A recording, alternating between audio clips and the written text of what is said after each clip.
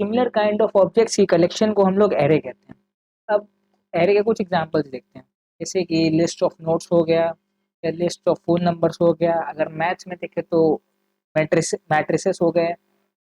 अब हम लोग देखेंगे एरे को यूज़ कैसे करते हैं या एरे वर्क कैसे करता है। तो सबसे पहले हम लोग को एरे को इनिशियलाइज करना होगा।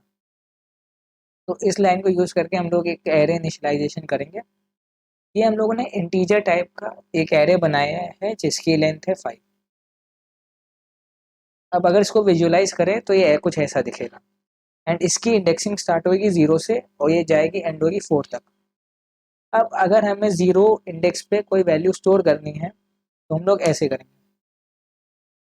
एंड अगर इस लाइन को एग्जीक्यूट करने के बाद वहाँ पे 45 आ जाएगा।